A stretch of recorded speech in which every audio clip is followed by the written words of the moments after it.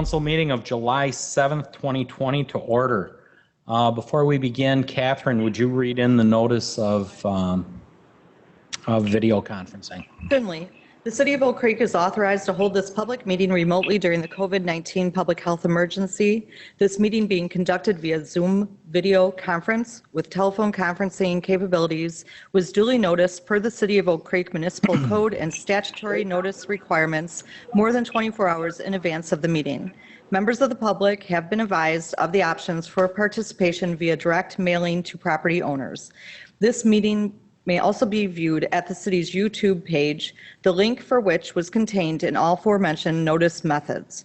The meeting recording will also be accessible on the city's YouTube page within 48 hours. When unmuted, all participants must state their name and address for the record, then proceed with comments or questions. Questions and comments may also be entered into the Q&A function within the Zoom webinar control panel. Staff and/or the moderator will monitor this function during the meeting and provide the information requested. There is one or more public hearings scheduled as part of this meeting. After the mayor announces the public hearing, staff will read the public hearing notice into record, state that the hearing is open and subject to the meeting procedure above, and provide a brief overview of the proposal. The chair will then proceed with the hearing by making calls for public comment. Following the third call for public comment, the chair will close the public hearing and proceed to consideration of the remaining agenda items. Thank you, Catherine. With that, would everybody please rise for the Pledge of Allegiance? Mr. Sherfinsky, would you start us off just doing the pledge? Just kind of start and we'll follow along, please. I pledge allegiance to the flag of the United States of America and to the republic for which it stands, one nation, under God, indivisible, with liberty and justice for all. Thank you. And Mayor, can we do a roll call, please? Oh, I'm sorry. Okay. Yeah, let's do a roll call. That would come in handy, wouldn't it? That's fun. Roll call, please. Alderman Kirkowski? Here. Lorick? Here. Dukniak? Here. Toman? Here. Alderman Gale is or is not online? Okay. Alderman Gale is absent. And Alderman Guzikowski? Here. Catherine, can you hear me? Yes. And is on. Oh, Alderman Gale, yes, I have you. Thank you. We don't have video, but we do have voice. Okay. Okay. Approval of minutes of June 16th, 2020. If everybody take a look.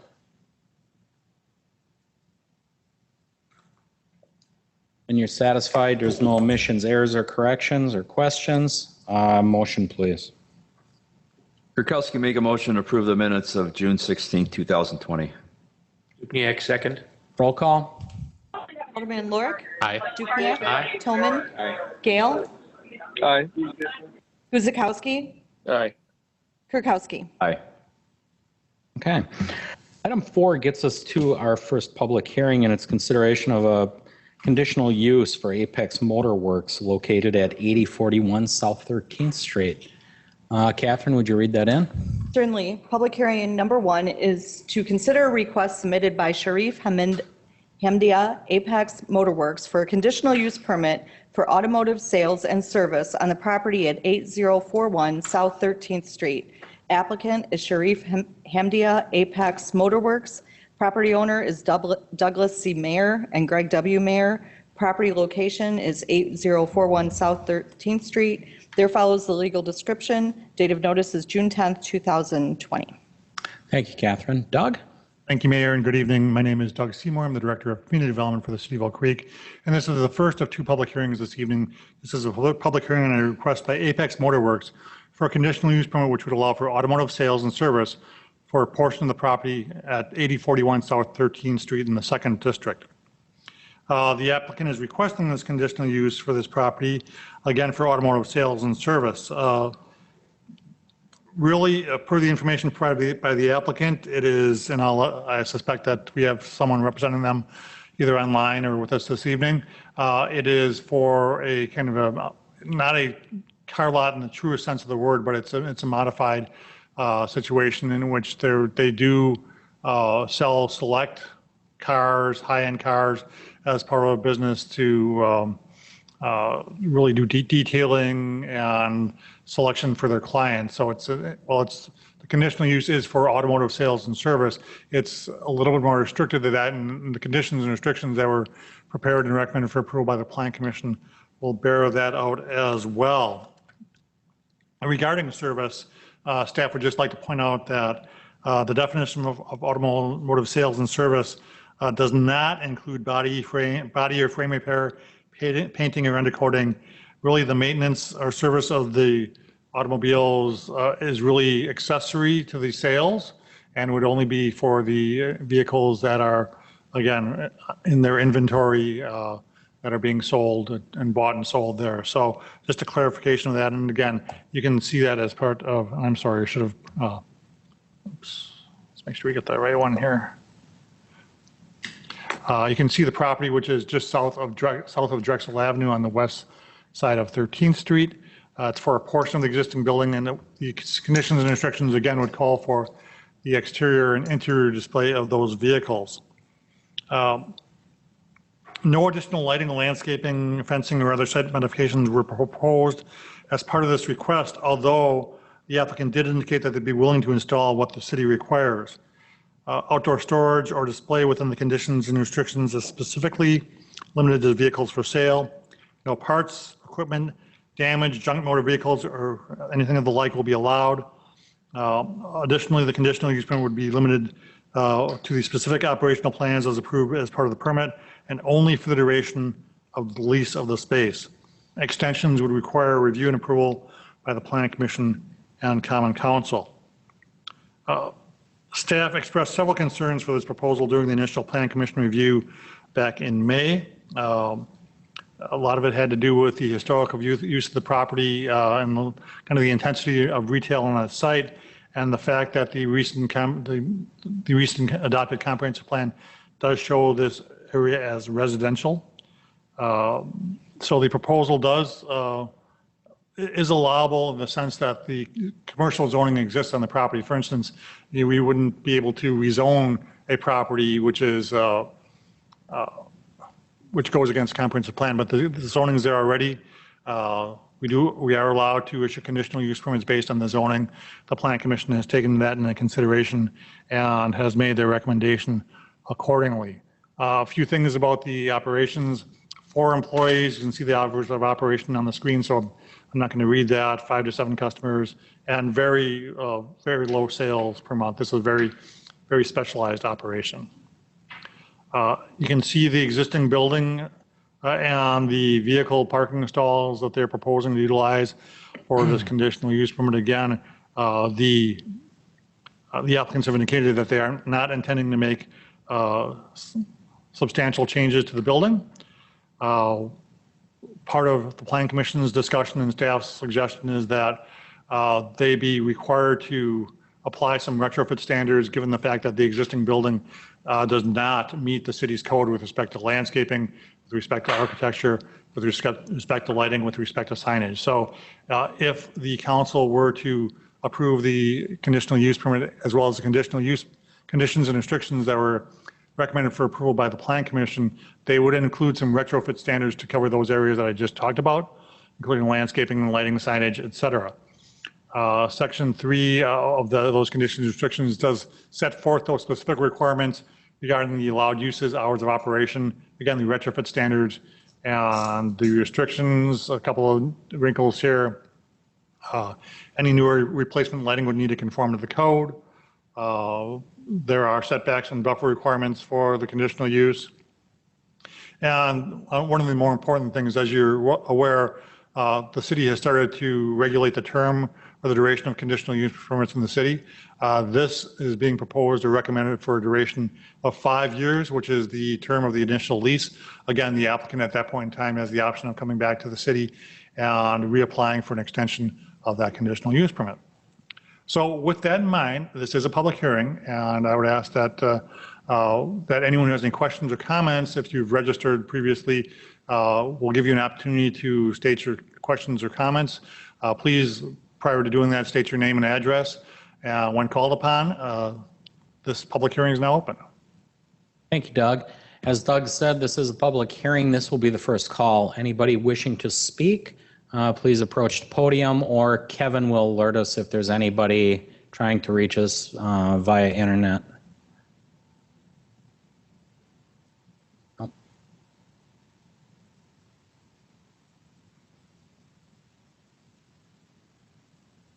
Sir, name and address, please. My name is William Krieger, 8240 South Willow Court. My property is basically 1 block south and 3 blocks west of this proposed conditional use. I have about 3 or 4 different concerns. Number 1 is lighting. We've got residential properties abutting to the north, abutting to the south, and on the east side of the street, and then continuing down Willow Drive, that's all residential, okay? I'm concerned about the lighting. I'm concerned about the traffic volumes. I know they say that there'll be limited usage, but we've already got issues on that 13th Street, certainly since we've had the town square installed, the new proposals on the northwest corner of 13th and Drexel, the hospital, the whatever that development all is there, we're going to see more traffic. It's extremely difficult. The third item is extremely difficult, especially during school times with school buses and traffic. People trying to get onto 13th Street from the east or from the west, from Willow or Winona or from Glen Crossing, it's extremely difficult. Sometimes they're backed up to as far as the middle school, south as far as the middle school, and north of Drexel on 13th Street. I'm not against anyone making a living or having a business. I'm just concerned about, there's got to be other properties where this is already zoned and you don't have to get some conditions to satisfy this request. Lights, residential property, traffic volume, and access to and from, certainly during the period of September through June when the kids and the school buses are prevalent. Okay, Thank you. is that it? Great. Second call? We have a Ronald LaCroix. Ronald, you can talk now. Good afternoon. My name is Ronald LaCroix. I live at 8034 South 13th Street, right directly across from the property that we're speaking about. I thank you for this opportunity to speak to the Common Council. I am very concerned about the traffic pattern out here, as the previous caller mentioned, and the lighting. If I look out my living room window, I'm looking at this building we're talking about. I have been here since March of 1975 at this residence. I raised 4 kids here, and they're all college graduates, and they're all advising Grandpa, get out of the neighborhood, and this would definitely be tipping the scale, as this definitely would not improve the value of my home if I should decide to sell it. And that is about the biggest concern that I have. I'm 78 years old. I've been here for 45 years. I'm proud of my house. I'm proud of my property. And this would definitely not improve the situation. Thank you for your time. Thank you, Ronald. Come on up, Dennis.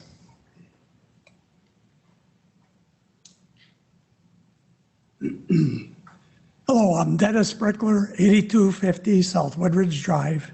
Been there 45 years also. And traffic getting in and out of there is bad enough. That is my biggest concern.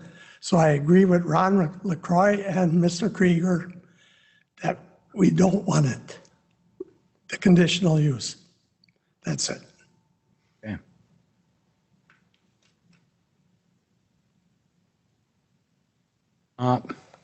Come on up, Ralph, and then I'll make the third call. Come on up.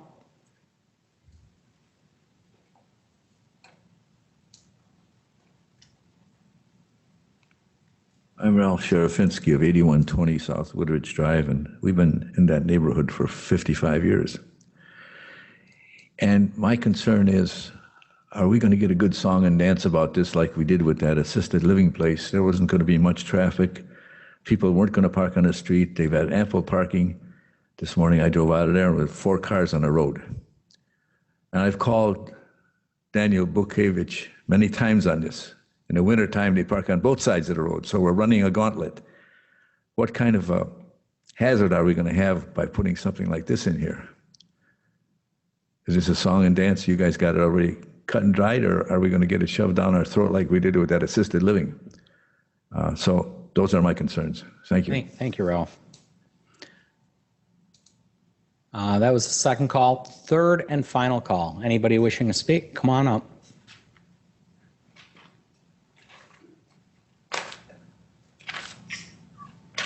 My name's John Doggett. I live on 8211 South Woodridge Drive.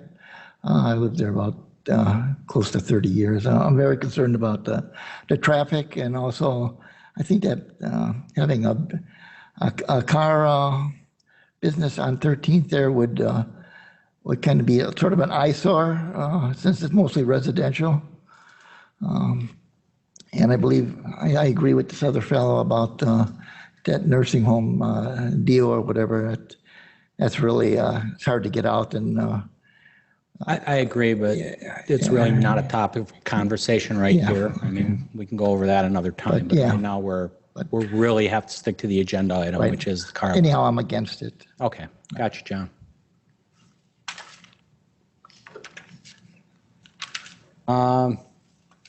That was third and final call. Anybody wishing to speak? Last call. Okay, we will close the public hearing and we'll go to consideration of that ordinance, which is number 5, approving the conditional use permit for the automotive sale and service on the property at 8041 South 13th. I don't know if the applicant's on, but they can answer further questions. I am part of planning. I'll kind of tell you how the planning meeting went. It was kind of interesting with this property, and we really actually had an interesting discussion concerning this property, because this property has a really long history. As the neighbors have alluded to, they've been there a long time. It's probably the earliest business I can remember being there is Etch Automotive at one time. It was they sold lawnmowers and snow blowers and small engine equipment, things like that. I don't know what the terms were, but Etch outgrew it. They moved to 27th Street. From then on, that building is owned by a person, but has been leased out and been multiple things. And because it is zone business, usually the modifications don't go into the building, and most of the time, they don't need city approval to move in, those businesses. So we've seen things. I know it's been a Jazzercise. Its most recent iteration, it was a used furniture store. Probably along the way, Doug could probably provide a host of other things over the last 25 years that building's been used for. On the south end, it was a granite shop. I think it's a vitamin shop now, and it's been a lot of things. The conditional use allows it to operate in that business district. We classify it as a car lot, but to accurately describe what this business was as these people came in is really it's a high-end car location service and modification shop. And by modification shop, the work they do, that their typical cars are your higher end cars of Porsches and Corvettes, Maseratis. So if somebody's in the market for that, they locate them. They're going to take the building, turn part of it into a showroom, and they're going to have a little shop area. So if somebody comes in and they want custom seats in it, they'll unbolt the seats, put new seats in. All modifications are bolt-in or bolt-on. So maybe they'll change the tires, change the rims, things of that nature. Parking stalls are to have whatever inventory of cars they have parked out there. The business is by appointment. So we're not looking to do an atypical car lot like you'd see on 27th Street typically, whether new or used. So that was a big talking point. As far as lighting, I tried to jot some notes down onto some of the things. No lighting is proposed, so they're not proposing to put any parking lot lights in. Now, whether they modify on the building with permission of the owner, they would have to come through city process, pull the permits, and again, have the shades, the cutoff shades, and the whole thing. So we're not worried about that. They talked about improving the window shades and possibly the awning. That was about it for the building modifications that they were going through. actually gave us an opportunity to try to improve the property as a city by enforcing some landscaping, some setbacks, and some things we'd like to see as a city because the property kind of needs some attention, to say the least. So we thought it was an opportunity to do it that way when we went through the conditions and restrictions. The conditions and restrictions actually, when we define a car lot, allow sales of cars, vans, pickups, boats, trailers, and gardening equipment. We actually restricted it back to just cars and pickups. Is that correct, Greg? I think and vans. So really, we're talking about just vehicles. And most of these would be collectors. Now, again, not to say the guy couldn't come up with a 1989 Plymouth minivan or something like that and have it there, but I don't think this is where they make their bread and butter. Again, it is zone business, so we didn't change the zoning. The zoning exists. As Doug stated, it's not like we took a residential district and turned it into a business district. So we were operating within our own code. There are other businesses that could have went in here legally that would have been probably more impactful. We realize the traffic is heavier on 13th Street. They've improved a lot of it. The stretch between Drexel and Putes is not really on the docket for another 3 years to be widened. So we're going to contend with that along with the school issue of traffic for sure. We don't really feel this is going to be an impactful business because they only have a couple employees on site and it's by appointment only. So we don't expect anything in there versus any other type of business that might have been in. So if you're thinking this is going to be like a Sportland 2 type thing with all, we don't envision that at all with traffic coming and going at that volume. It was an interesting discussion all the way around at planning. Actually, it was a lengthy discussion, and I know I'm going on about it a lot, but it was very interesting because we looked at it as an opportunity. We could have went back and said no, and a business could have came in, and Doug could give some examples, and I'll ask him to do it in a minute, of things that could go in there where we had no controls over conditions and restrictions. So we felt it was a decent fit considering it was on 13th Street. As far as the property values, I can't really speak to that. For the man that was on the phone, I think that was Ronald. I can't really speak to how appraisals go because that building's there anyways. Whether it's an auto dealer or whatever, you're going to be looking out at that business building. I don't really know how that affects it one way or another. Maybe if you're looking out there and there's rather nice cars, it's better than looking at what currently exists. I really don't want to comment on that. So I had the traffic, the lighting, and the property values. I think I covered the zoning, the residential. So those were my notes that I had. Doug, if you'd like to add to it a little bit, and then I think, and I would have hoped that we could have the discussion with the applicant as part of the public hearing this evening. Is he on, by the way? Oh, he is? Okay, go ahead, Doug. We'll have him speak after. I think it should be stated very clearly that is the city's expectation that the owner of this property, and by virtue of that, the lessee, improves this property to get it closer to the city standards, because right now it is not. And that is going to be one of the conditions in the conditions and restrictions, and that will be the yardstick against which the Plan Commission measures their approval or disapproval of their operational plan. Okay. And we do have a sunset on it. Greg, would you like to add anything before the applicant speaks? I will just speak to being on Planning Commission. I know a lot of this was brought up in Planning Commission. I brought up the lighting issue, and they outright did say that they weren't looking to add any lighting to the building. I did support it in Planning Commission, knowing that it was going to go in front of a public hearing, and I do know that the radius is only the 300 feet for the public notice. However, since then, I did hear from quite a few residents in the area that reached out to me. And obviously, as the alderperson for the district, I do need to echo their concerns, that a lot of concerns about traffic. Other people did speak to the healthcare facility and what was originally planned and what's happening now. So I definitely am going to agree with their concerns and voice the additional concerns that I received via phone call. I don't know if it was any individuals that showed up tonight, but there were quite a few phone calls after the public hearing went out. Okay, good to know. Chris, you're on planning. Do you have anything? Yeah, thanks, Mayor. I want to say that from my perspective on planning, I felt that this might have been the city's best opportunity to try to get them as the leasee on board to become a better neighbor for the residents. And I think too, Mayor, you kind of nailed it on the head with the auto sales. From my perspective, it seems like this is kind of like my appointment and very low key.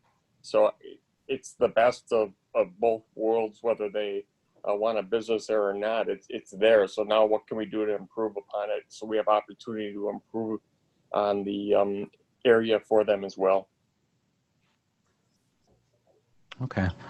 Would the applicant like to say anything, Kevin, at this time? And you can go and speak now. Hey, hello. My name is Ben Hamdi. I'm the general manager of Apex Motorworks, 8041 South 13th Street. I hope everyone is doing well.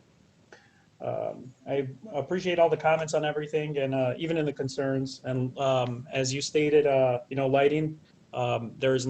We're not adding any lighting at this time. We have no plans to. And then for the traffic volume, as was stated, we are not like a typical car shop. We are not even offering full service there, other than modifications.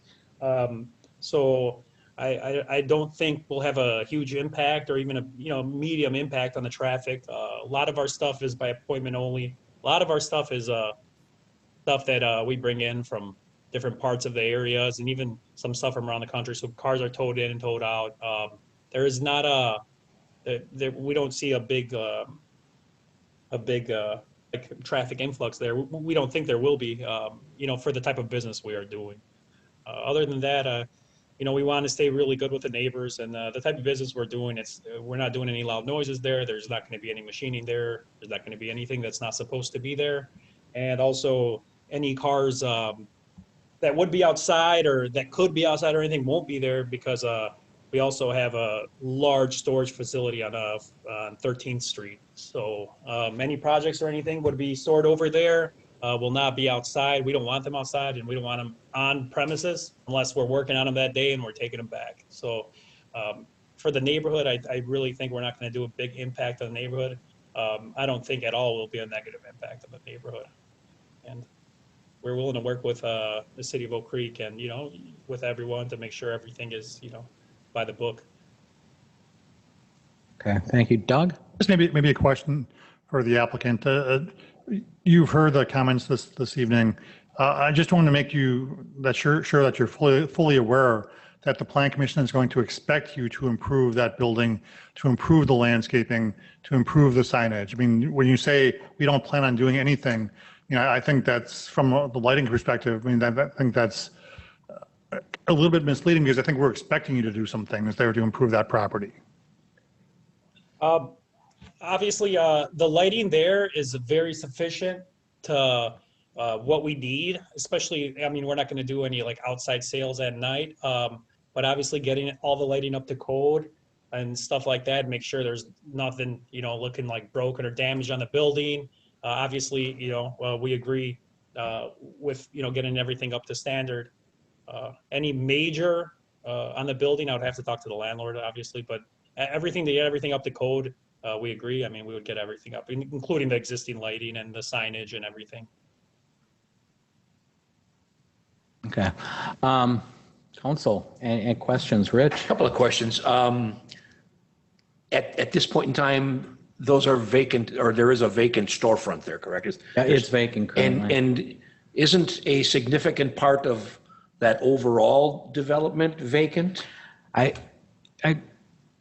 Based on our conversations at planning, there's storage in back that's rented out as storage. There's a couple buildings in back. There's a small building to the north, which I don't know what's housed in it. But the building we're talking about has a vitamin store to the south of it currently, which I mentioned before. A few months back was a granite shop the last time I remember. Overnight it turned into a vitamin store. And then this place, the last time I remember, it was a used furniture store or something. So, and again, Doug, just typically in the B4, what could go in there without even coming kind of by us? Yeah, I mean, typically the B4 is commercial highway business zoning district is the most permissive of all our commercial zoning districts. So there's a number of primarily retail functions that would be allowed to occupy that space. Typically when you get into things like drive-throughs and gas stations and things of that nature, those would also require a conditional use permit. So it's mostly, I mean, think anything that you can sell inside the building would, for the most part, be allowed there. So anything from a hardware store to a clothing store to whatever, pet store, something like that. Two more questions. I understand the concerns of the area residents in respect to lighting.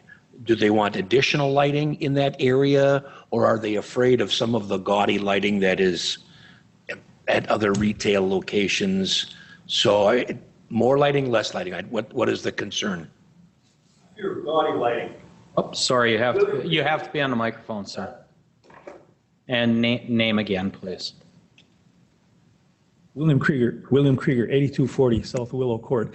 Gaudy lighting, okay, where your flashing lights or brilliance that lights up from Drexel to the middle school. Understood. West. Doug, are there some zoning or regulations that govern that? Certainly, we do have. Certainly, the city does have standards in terms of illumination and the foot candles at the property line. And I know that's getting a little bit more technical, but I think that the applicants have stated that they don't intend to improve any of the lighting. And from the perspective of that, if it's okay and it's not violating any of our ordinances, and that should be fine. But the problem, not the problem, but should they choose to modify that, it will need to meet the city standards. And it sounds like they are not planning on doing that. Okay. Steve? Alderman Kirkowski, 1st District. I've been listening to all this, and I think parking for this proposal does appear to be a little different than the memory care, because they're going to have off-street parking available for vehicles and customers and employees. So that seems to be kind of a non-issue if you compare the two. But all the years I've driven down 13th, I've seen this building and all the variety of different occupants of this building, and I'm hopeful that a business of this caliber would improve the neighborhood, because kind of what you got now is, like the mayor said, is just, it's not appealing to me, but if they come in and do some work, it could help the neighborhood. What in our council note, it says no additional lighting, landscaping, fencing, or other site modification are proposed as part of the request, although the applicant indicated they would be willing to install what the city requires. Going off of what Doug said, from the May 26th notes from the Plan Commission, Commissioner Seipert asked whether the applicant plans to upgrade the exterior of the building, and the applicant responded yes. Around the windows, the garage door, the canopy, and the trim work will be refreshed. They talks about what's going on inside. I really think more than that needs to be refreshed on that building, because if you're talking Porsches, BMW, Maseratis, as it looks right now, that is not a Porsche, BMW, or Maserati type of business, in my opinion. So if the applicant is willing to dress it up a lot better than just taking care of window trim and a garage door, I would be willing to support this. But if he says, no, I'm just going to keep it as is and sweep the parking lot and bring in these cars, I'm not in favor of it, because I want something to look really nice for the neighborhood, and keeping that building But that shade of blue is just, Well, again, he is the renter, so it does fall on the owner of the building to want to do the improvement. I'm really thinking that he needs to work with the owner of the building to kind of dress this up a little bit. That's really all I have to say. Thank you. Danny? Hang on, Ken. I got Greg going, then I'll get you. Okay. A couple more comments. Two of the big concerns, lighting and traffic. I think we hit on lighting. With the traffic, that's obviously controlled by the hours of operation and the amount of customers they're receiving, which is driven by the amount of vehicles they have for sale. Just to clarify, there are reserved 6 spots. So at maximum, this business is allowed to have 6 vehicles for sale at any given time. Is that correct? I think they could have 2 in the showroom or 1 in the showroom. Yeah, that'd be for the outside spaces. Yeah. Okay. And then a note on the hours of operation. On the slide, it said 8 to 9 p.m., I believe. And in Planning Commission, I thought we touched that it was going to be 9 to 6, and then after 6, it was appointment only. Is that? Actually, the hours and the conditions and restrictions, and this might be from, I took these slides from Plan Commission, so Okay. if there were changes made, they were not reflected, but the hours of operation as stated in the conditions and restrictions, which would govern, are Monday through Friday, 9 o'clock a.m. to 8 o'clock p.m., Saturday, 9 o'clock a.m. to 7 o'clock p.m., nothing on Sunday. Correct. And just, there's only 8 to 10 vehicles on sale at any given time. As far as the hours, I think you're right, Greg. I think we did, as Doug said, it was modified. And I believe Mr. Hamdia, he can speak to it maybe. I believe he stated that after 6, they were planning on appointment only. I thought so. Yes, I'm sorry. Yes, after 6 p.m., we're doing appointment only. It'll be closed to the public. It's just, if we have some clients from out of state, we have some clients from up north, et cetera. And if, they want to drop something off at, later on or after 6 p.m. or they want to pick some part up or get their car, like something installed, it'll be, just by appointment only. After that, we will be closed to the general public after 6 p.m.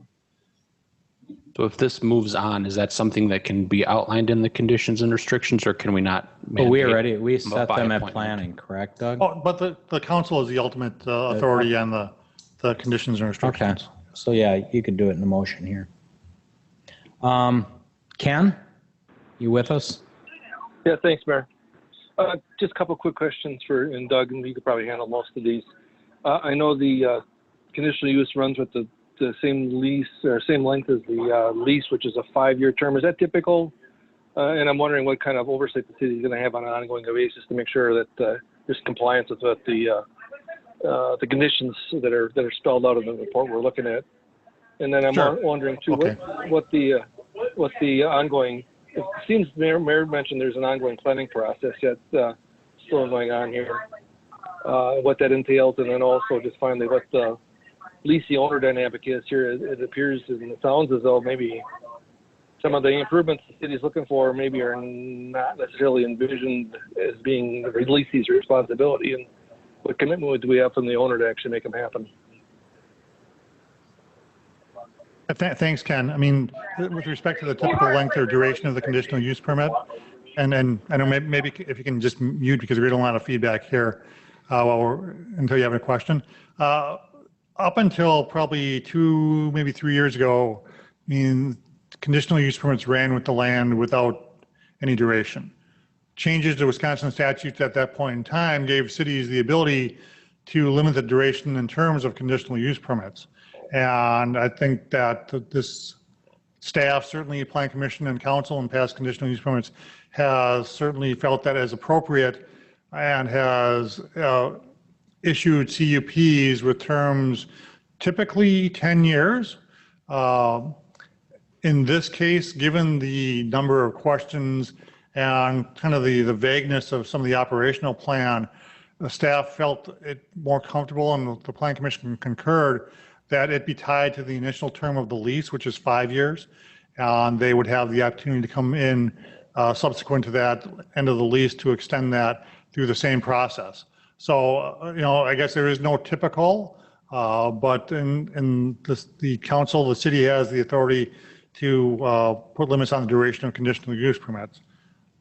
Second question, and I agree, I think there's a little bit of a disconnect between what the city's expectations are for improvement of the property and what the applicant, the lessee, and the owner have indicated they're willing to do. I mean, I think there's incumbent upon the owner of the property and by extension his lessee to, especially since they are, again, putting in or applying for a conditional use which runs contrary to the actual land use in our comprehensive plan, to incorporate those retrofit standards, to improve the landscaping, to improve the architecture of the building, and when the lighting is changed, to improve the lighting, to comply with the city's codes with respect to signage. So those are the things that the Plan Commission is going to be looking at when they approve his operational plan prior to his occupancy.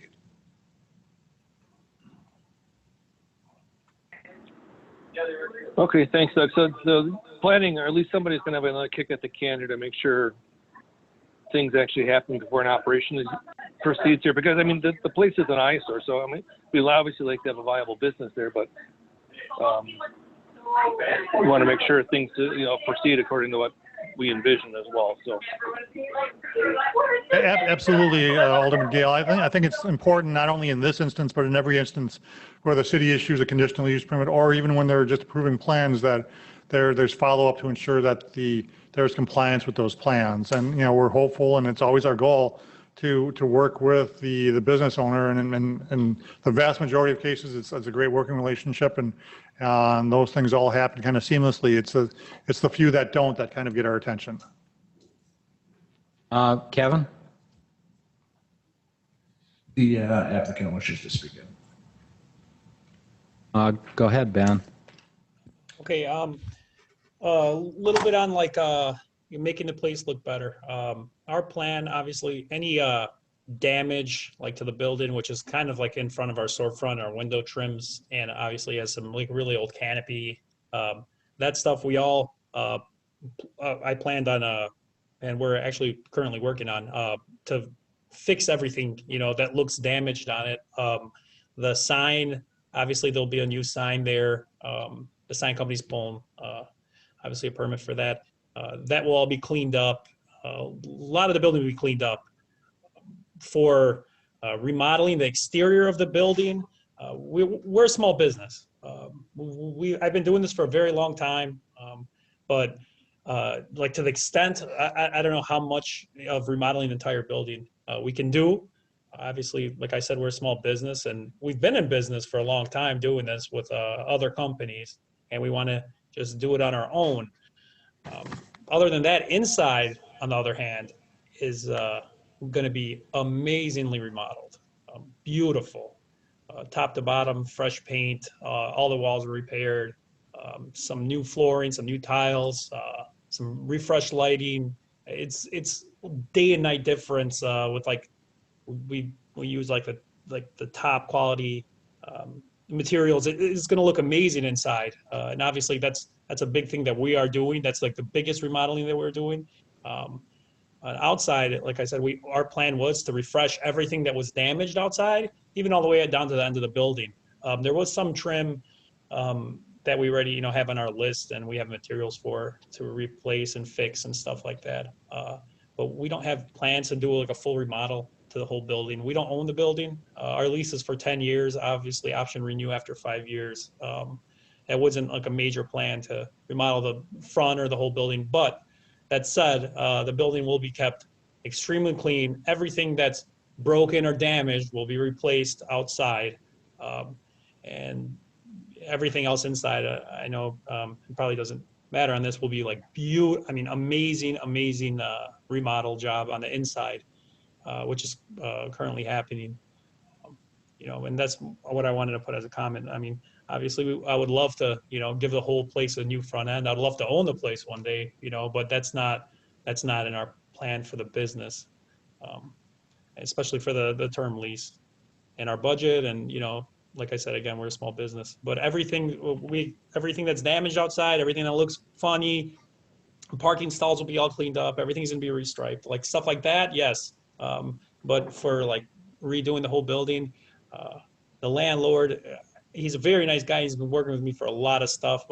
It's just going to be tough to remodel the whole front end of the building. It's going to cost a lot. It's going to be tough for me as a general manager with my brother, the owner, as a small business. And I'd be hoping, we can work something out with that. But everything that would be damaged and the sign, and there is some stuff that looks funny, but once that stuff's all cleaned up, if you go up close, actually the roof has been replaced on the building. All the corners have been fixed, and obviously once all the damage to the building is fixed, it's going to look very clean there.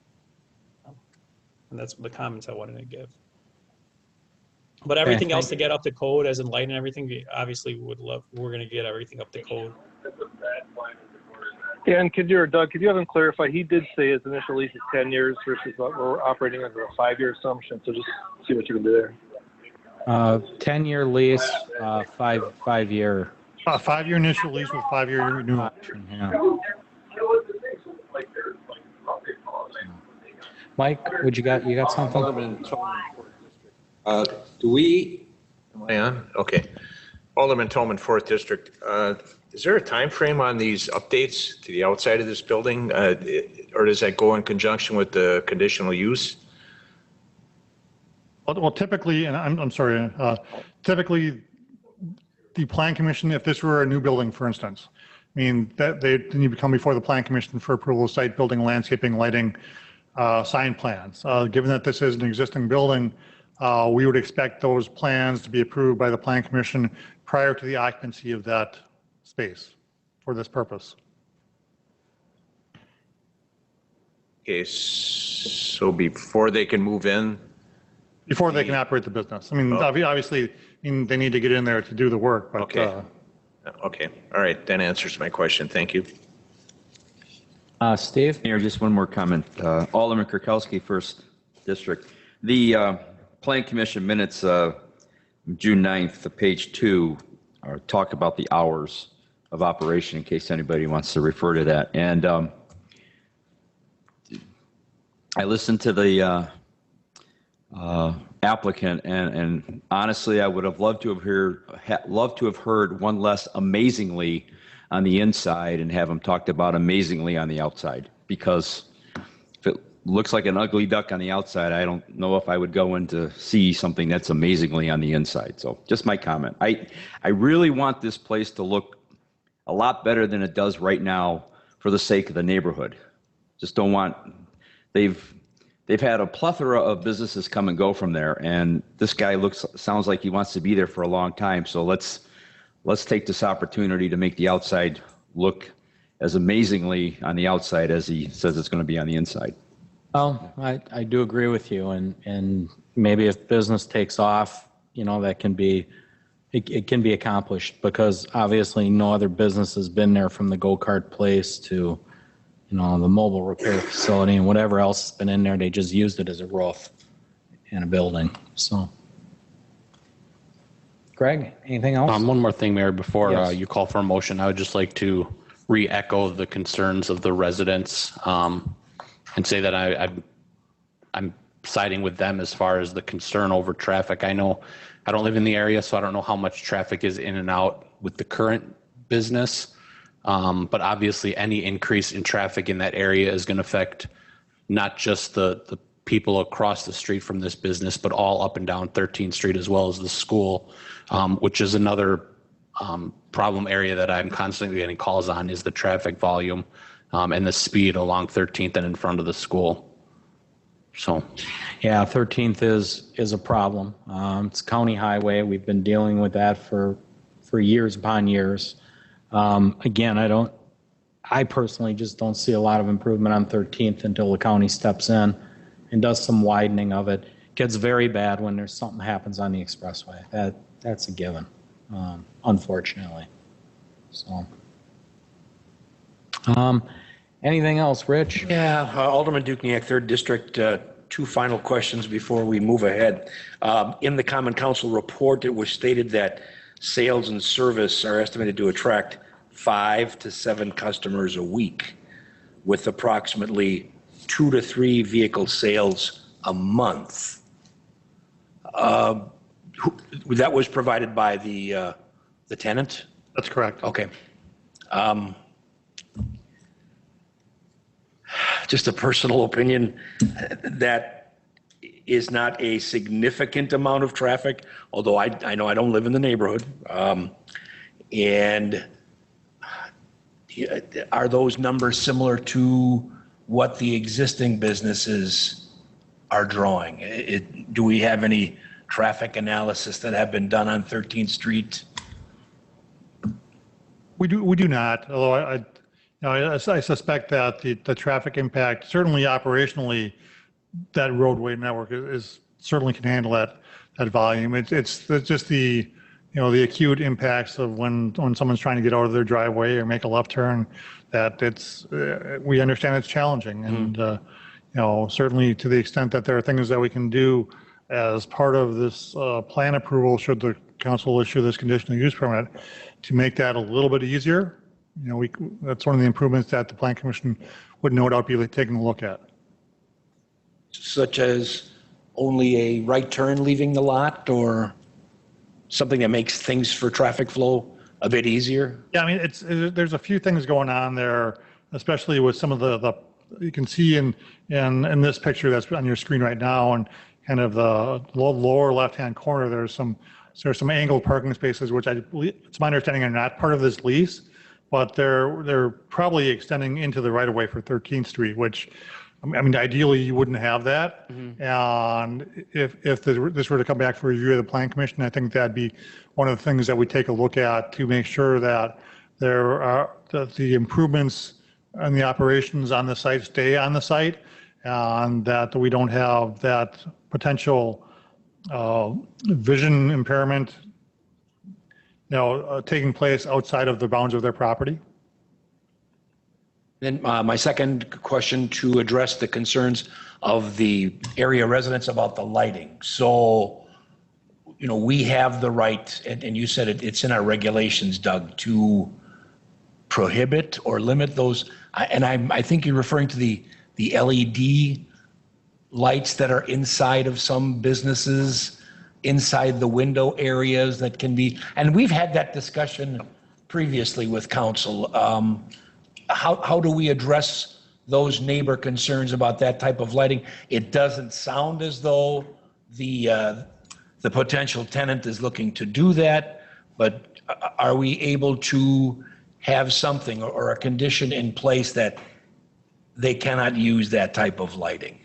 I mean, all replacement of outdoor lighting would need to be approved by the Plan Commission. Okay. And the one thing, and you bring up an interesting point, and something we've not to get too bogged down in this, but I mean, a lot of times when businesses try to draw attention to what's happening, they'll put these rope LED lights in their window, which we would not support, and we would consider that signage, and we would not, if this conditional use permit were to be approved, we would not allow that. Good. Okay. Thank you. Greg? Sorry, one more quick point. Go ahead. I don't think this exact issue was brought up, but to Rich's point that the business plan as of now is 5 to 7 customers a week and 2 to 3 sales a month. I think some of the concern with the residents in the neighborhood is being based on this healthcare facility where they came forward with one business plan, and we're not limiting that in any conditions and restrictions. That's just what they're telling us. So that's not truly stopping them from increasing that flow at any given time. So that's some of the concern there. And I'll go ahead, Mike. Yeah, Alderman Tolman, 4th District. This 5 to 7 seems to be an issue, but, I think the mayor made a good reference to the history of that property. I know the history of that property when Esch was in there, and it sold lawnmowers and repaired. I can tell you, even if this is off 5 to 7, if this was quadrupled, Esch had a lot more traffic than what is being stated here. So I don't think the traffic is an issue at all, in my opinion. You'd have to come to the podium, Dennis, and then after that, we're going to start to wrap it up. we're an hour deep into this one. Dennis Spreckler, 8250 South Woodridge Drive. What you're talking about, times have changed since that interchange came. Traffic has tripled on 13th Street, and it comes at odd times. This afternoon, I tried to go grocery shopping at about 12:45. Traffic was coming like nuts heading south. All of a sudden, it's coming from the north, heading north. Just get blocked in. It's frustrating. You finally pull out and you got to take a chance and you'll get a hard guy blowing his horn at you because you're pulling out in front of him when he's doing 50. That's all. Thank you, Dennis. The reason I commented on that, on the traffic issue, is because the lifeblood of a small business, and I've been a small businessman for over 30 years, is traffic. And that goes along with the business. So whenever a commercial development is approved and a businessman goes into a building, they need traffic to survive. That's the lifeblood. It's a reality. They're saying 5 to 7 customers. Okay. I rest my case. Yeah, and again, as I opened up when I stated, this was a very interesting proposition for the city we had, because this wasn't an atypical business that could have just came in to this B4 district and opened up, and we could have did nothing with it, which would have drew very heavy traffic. So it could have been a pet store, could have been a vaping store. Things like that could have just came in, a dry cleaner, somewhere along those lines. And again, it would have brought traffic either way. I think we talked about the traffic. We don't think it's going to be very impactful. Again, they're not working on cars per se, like a Tires Plus or a place like that you'd find. So we are hoping that it actually is going to improve it. That's what we were at planning. And we spent at least as much time on it at planning, if not more. It was a large discussion. So at this point, though, Doug made the point. It really rests with council now. So with that, Ken, do you have anything, or Chris, you guys out there in internet land, you guys got anything before I call for a motion? No, I'm good, Dan. I'm good here, Dan. Thank you. Okay. At that point, we'll call for a motion.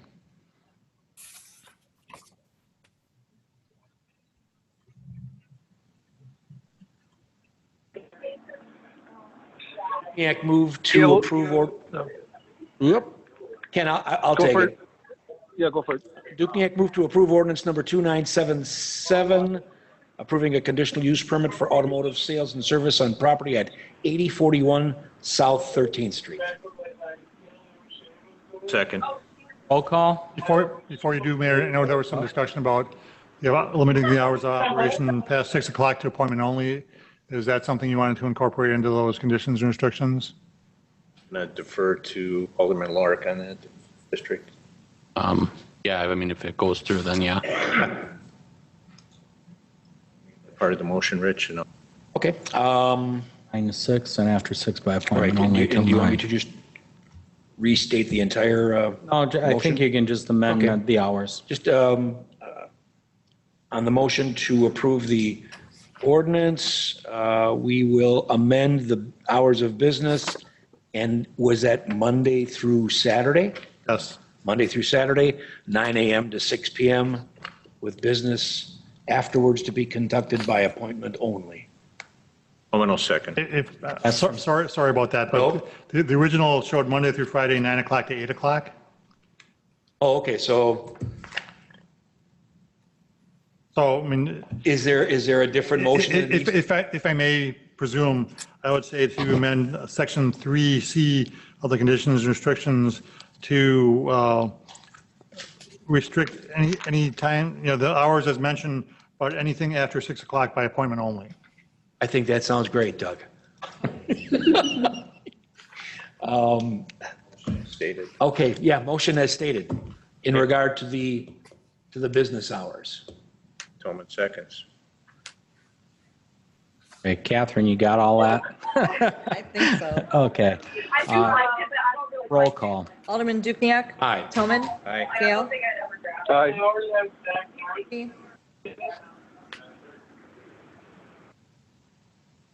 Bougie. Chris? Aye. Kirkowski. Aye. Lorick. No. Okay, motion carries. Again, to the residents, we expect this to improve. We truly do. We think it's actually going to be a benefit. We are going to work with the applicant, and again, we think it's probably a better option than what could have went in there in our current code, given our conditions and restrictions. So I'm just going to make one last comment, and I will keep it short. I think Greg is correct. I think it was Ralph, maybe you came up here and said we got sold a load of goods on that residential place. Was another really difficult one because he's allowed in a residential neighborhood to build that, even though he exists as a business. And it's very difficult because here we are dealing business to business, different types of business, but we weren't necessarily dealing with the residential. And it's very tricky with the CBRFs and what we're experiencing there on Willow. And again, I'm no stranger to it. I've heard from you guys too, and I will agree with you. You know, we went out there multiple times and talked to him, and it would improve, and we're going to have to keep doing it until we get the proper response, I guess. We'll leave it at that. Because it is tricky, and I do see the parking and some of the issues that went on with other things there. So we'll do our best. Okay, we're going to move on. On the bright side, I'm keeping you guys out of the rain here, though. So item 6 is also a public hearing, and it's to consider a request to rezone the property at 200 West Drexel Avenue from M1 to B2 Community Business. Catherine, would you read that in, please? Certainly. Public hearing number 2 is to consider a request by David Kane, North Shore Bank, to rezone the property at 200 West Drexel Avenue from M1 Manufacturing to B2 Community Business. No change to the C1 Shoreland Wetland Conservancy District, and incorporating revisions to the special flood hazard areas approved by FEMA. Applicant is David Kane, North Shore Bank. Property owner is Drexel 200 LLC, a Wisconsin LLC. Property location is 200 West Drexel Avenue. Legal description there follows. Date of notice is June 3rd, 2020. Doug? Thank you. The clerk read in the notice of the public hearing, so we won't go over a lot of those details in the interest of time. Suffice to say, the property at 200 West Drexel right now, which is manufacturing zoning, there's a small building there that has been developed there and has been vacant for some time. The proposal is to rezone that to from M1 to B2 Community Business for the purposes of the development of a financial institution, in this case, North Shore Bank. Those plans are pending before the Plan Commission.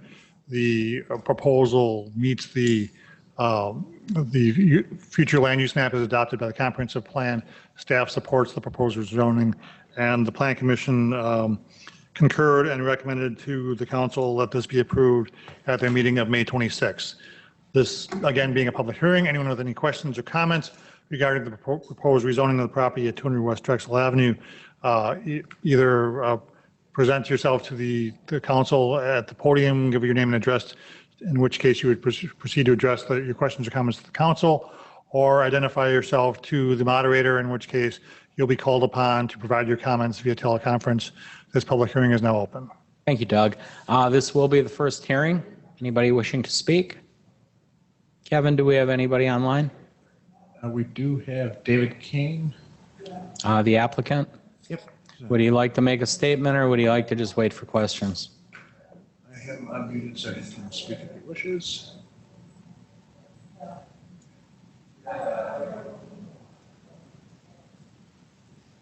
And we also have an Eric Newman, also one of the applicant party.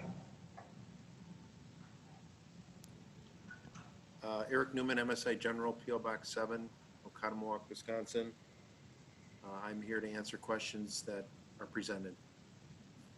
Okay, Eric. It was a little hard to hear you. I don't exactly know why, but if there's questions, we'll try to get that corrected. Second call. Anybody wishing to speak? Third and final call. We will now close the public hearing, and we will move on to consideration of that ordinance of the rezone of the property at 200 West Drexel Avenue. Questions from council? Steve? Alderman Kirkowski, 1st District, received no calls either way, but then, of course, it's all commercial in the area. There's no residential. Again, it's another one of those places I see every day, and it's nice that something's going to happen to it after a long time of trying to be sold. Yep. Okay. Anyone else, Rich? Anything? Mike? I'm good. Greg? Chris? No. How about you, Ken? Anything? Oh, there's Chris. No, I'm good on that, Dan. Okay. Again, gotta agree with Alderman Kirkowski. It's nice to see something happening on that property. It's another difficult property. Zoning is being redone to accommodate this business. Manufacturing just does not fit there anymore. Plain and simple. So it looks like a commercial business is interested in it, and it looks like a vast improvement. So I guess enough said. If there's no further questions, motion on 7. Kirkowski, make a motion to adopt ordinance number 2978, approving a rezone of the property at 200 West Drexel Avenue from M1 Manufacturing to B2 Community Business. No change to the C1 Shoreland Wetland Conservancy District, and incorporating revisions to the special flood hazard area as approved by FEMA. Dukenyak, second. Roll call. Alderman Toman. Aye. Gale. Aye. Guzekowski. Aye.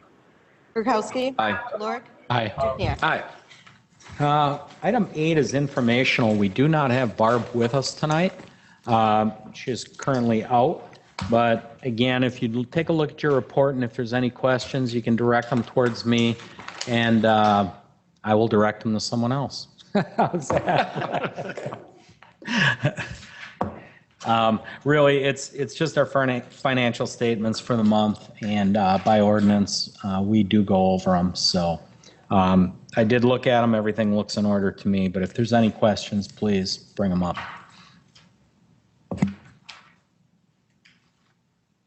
Okay.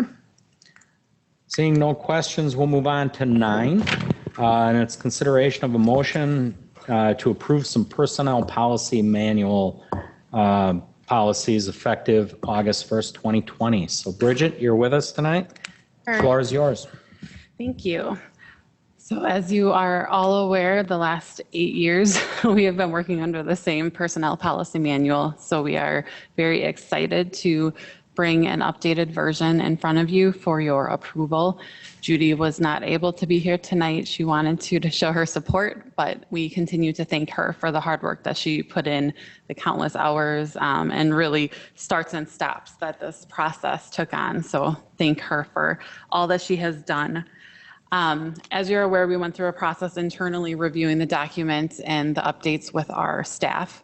We then worked over multiple meetings with Personnel Committee, updating them, and had a workshop with you, the council.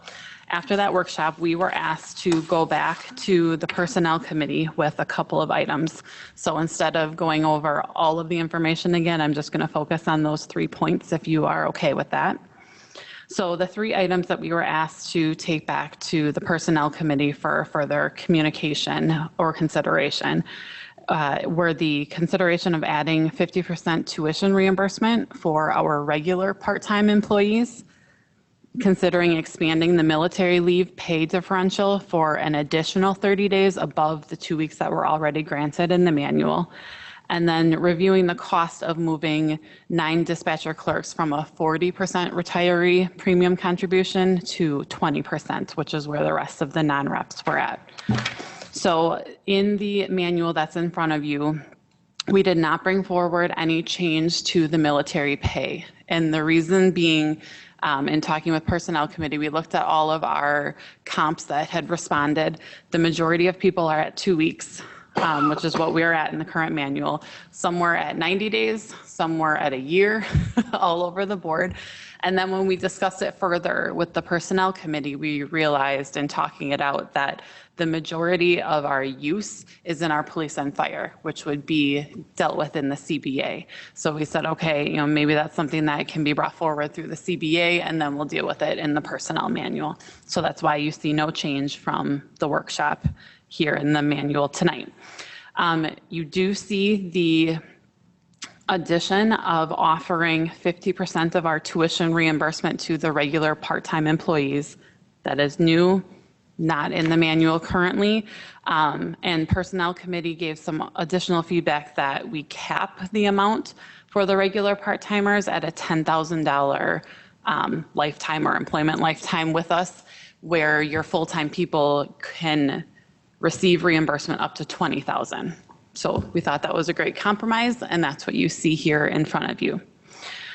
So the big item that took lengthy discussion during our workshop was the potential movement of the 9 dispatcher clerks from the 40% retiree premium to 20%, where the rest of the non-reps were. Ultimately, in front of you tonight, we are requesting and included that movement down to the 20%.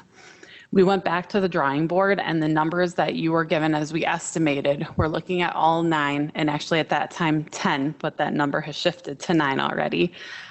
We were looking at them at family insurance levels. So we went and I ran the numbers based off of their actual health plan that they were on right now. So looking at their actual health plan, the annual difference is $28,000. So over the life, if we looked at that $28,000 with the number of people and the number of years that they would be eligible before being Medicare eligible, that would be a total additional cost to the city of $265,000. So, at that point, Personnel Committee said, yep, that makes sense to us, we're okay, and that's what you have in front of you tonight. So, summarized version. Do you have any questions? I do, thank you.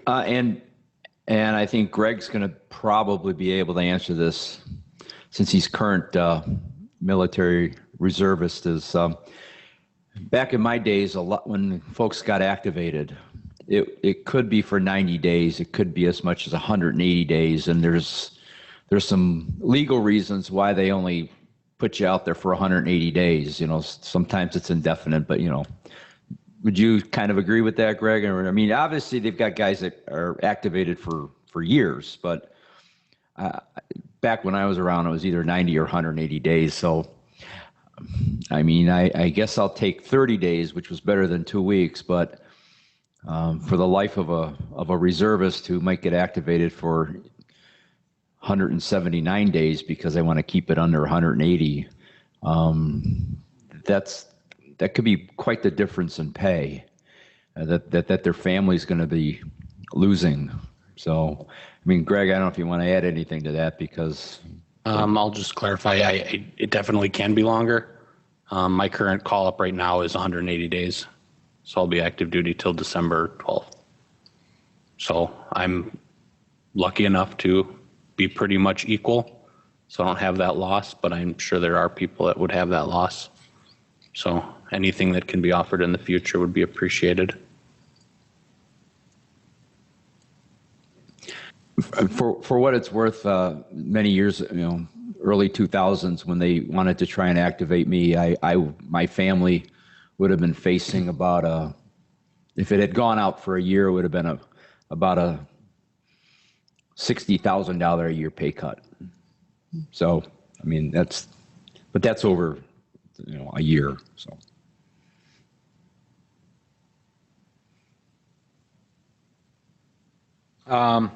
Regarding the 40% to 20%, I know we did spend a lot of time on that, and we went around. The 265, though, that's really a rough number if everybody goes that distance and retires at a retirement age of, what did you pick, 60 or? At 55. So in this classification, they would have to, the youngest that they could retire and start claiming their WRS benefits, which is part of the stipulations as going through for retirement benefits, it would be 55. So then their maximum exposure would be 65, so 10 years. And I will tell you, we have a young crew in this group of individuals, and so a lot of them will hit the 15 years of mandatory service with the city before age 55.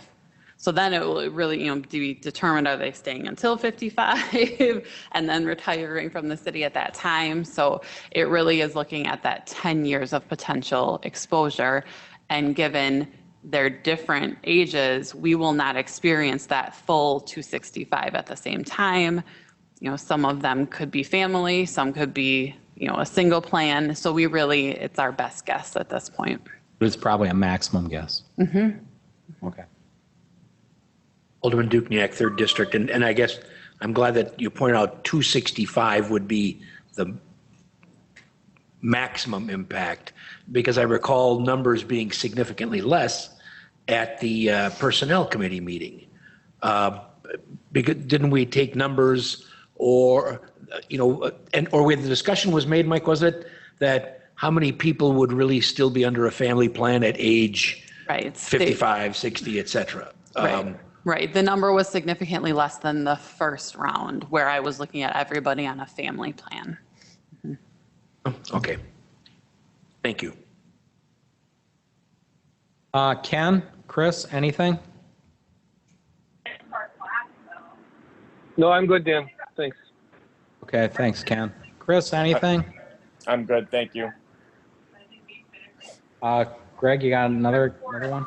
Yes, just one question on holidays. I noticed there's no change in holidays. I know there was some discussion I brought up Veterans Day. I know Martin Luther King Day was brought up, and that not necessarily a policy change, but has there been any discussion on maybe turning those into some type of volunteer day where people can take off of work to volunteer?